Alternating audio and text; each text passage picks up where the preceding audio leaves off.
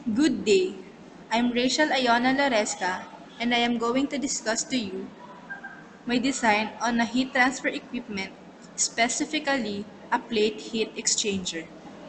The main objective of this project is to design a heat transfer equipment that will best fit milk pasteurization under high temperature short time process. This image represents the typical heat exchanger for milk pasteurization. The processed fluid, which is milk, enters at 4 degrees Celsius and will then be heated to 80 degrees Celsius under a high temperature short time pasteurization process. Water will be used as utility fluid, which enters at 90 degrees Celsius and leaves at 65 degrees Celsius. Flow rates for both milk and water are 80,000 and 150,000 kilograms per hour respectively. The physical properties for both milk and water, such as density, viscosity, and Prandtl number, is shown in this table. The density and viscosity of milk is taken in an average density and viscosity for typical milk used in pasteurization, which is 1050 kilograms per cubic meter and 0.002 Pascal seconds, while the density and viscosity of water is taken under log mean temperature difference for the process. Prandtl number for both fluid was computed. The equipment chosen for the process of pasteurization was a plate heat exchanger. So, why use plate heat exchanger? This is because of some valid reasons. First, when the materials cost for the equipment and productions are high, plate heat exchanger is commonly used because it is more economical. Also, it is easier to maintain. It can also be used for temperatures as low as 1 degree Celsius, compared to a 5 to 10 degrees Celsius for a shell and tube heat exchanger. Also, they are flexible due to its easiness to add extra plates.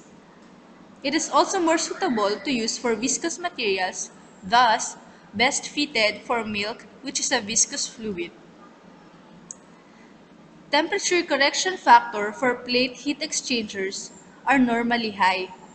As the flow drew closer to true countercurrent setup,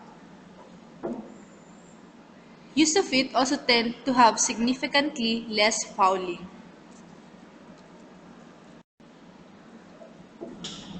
The material to be used in the equipment is stainless steel. Why use stainless steel rather than other material? This is because of some reasons. Stainless steel are known to resist corrosion virtually along cooling waters and many other chemical environments. Also, it has high resistance to high temperature and maintain excellent heat transfer properties, thus suitable for the process stated earlier. Stainless steel is also resistant to fouling due to corrosion. With no contamination of products and processes due to corrosion, which is highly needed since we are dealing with food products. It is also widely available and easy to clean, with its cost cheaper compared to other material and is reliable. For long-term services, it is more economical. Number of transfer units will be calculated as change in temperatures divided by the log mean temperature difference. Thus, the number of transfer units is equal to 2.69. For a 1:1 pass arrangement, the correction factor will be equal to 0.945 and the mean temperature difference will be equal to the correction factor multiplied by log mean temperature difference, and it was calculated as 26.65 degrees Celsius. Figure 12.64 shows the log mean temperature correction factor for plate heat exchanger. With the use of the calculated number of transfer unit, 2.69, and projecting it to 1:1 pass, correction factor was obtained. This table shows the overall heat transfer coefficient. Thus, using this, we can estimate the overall heat transfer coefficient for the equipment. Area required will be calculated as Q divided by overall heat transfer coefficient multiplied by correction factor times log mean temperature difference. The area required would be equal to 63.04 square meters.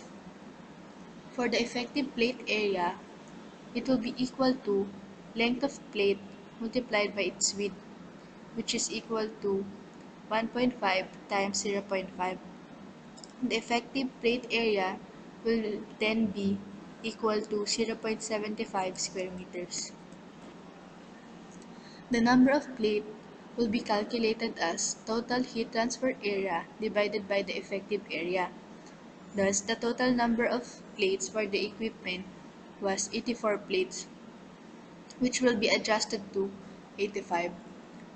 To calculate the number of channels, it will be equal to the number of plates minus 1 divided by 2. Thus, the total number of channels was 42 channels per pass. The channel cross-sectional area will be equal to the plate spacing multiplied by the plate width. With plate spacing of 3 millimeters, the channel cross-sectional area will be equal to 0.0015 square meters. The hydraulic mean diameter will be equal to 2 multiplied by plate spacing. Thus, the hydraulic mean diameter is equal to 6 times 10 to the negative 3 meters.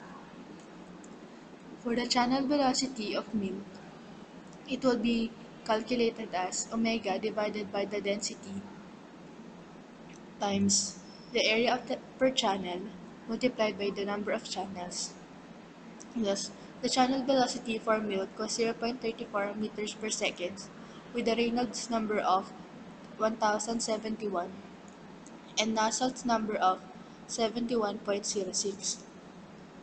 The calculated film heat transfer coefficient was 6,158.53 watts per meter squared degree Celsius. For water, the channel velocity calculated was 0.66 meters per second, with a Reynolds number of 4,769.54 and a Nusselt's number of 129.32. The film heat transfer coefficient was calculated as 12,931.63 watts per meter squared degree Celsius. Table 12.9 shows the Fouling factors coefficient typical values for plate heat exchangers, while Table 12.2 shows the Fouling factor coefficients typical value for various fluids. The overall coefficient was calculated using the equation shown and was computed as 1919.9 watts per meter squared degree Celsius. Since too low from the assumption, decrease number of channels per pass to 30. Recalculating, the milk channel velocity was calculated as 0.714 meters per second with a Reynolds number of 3,373.65. The film heat transfer coefficient is equal to 12,982.92 watts per meter squared degree Celsius. The water channel velocity was calculated as 1.386 meters per second with a Reynolds number of 10,016.034.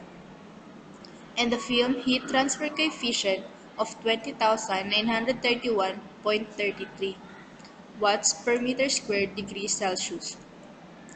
The calculated overall heat transfer coefficient was 2,450.18.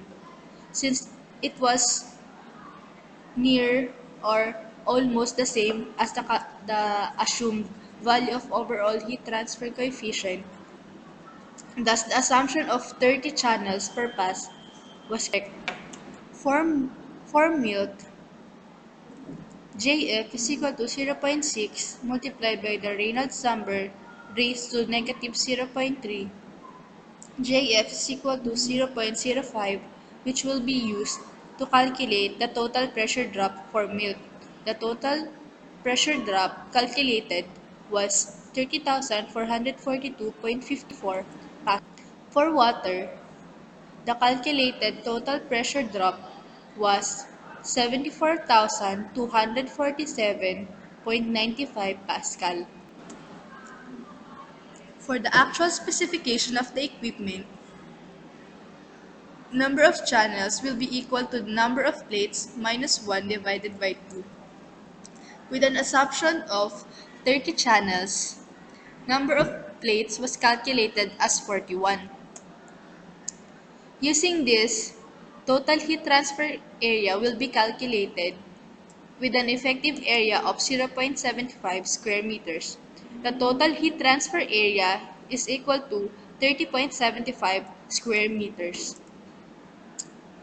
For the total heat for the equipment, total area will be multiplied to the overall heat transfer coefficient, the correction factor, and the log mean temperature difference. Thus, the heat required or the duty for the equipment was 2008 kilowatts. As a summary, the specification for the equipment are as follows. The duty is equal to 2008 kilowatts using a stainless steel material for the equipment with a 1:1 pass arrangement. The plate specification will have a length of 1.5 meters, a width of 0.5 meters, and plate spacing of 3 millimeters. The hydraulic diameter is equal to 6 millimeters, with the number of passes equals to 1, with a total number of plates of 41, and the number of channels of 20. For my design,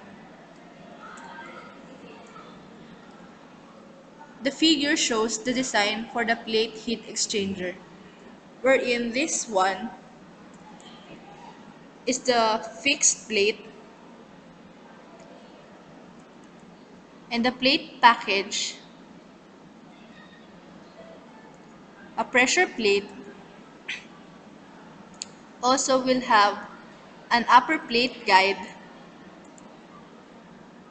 and a lower plate guide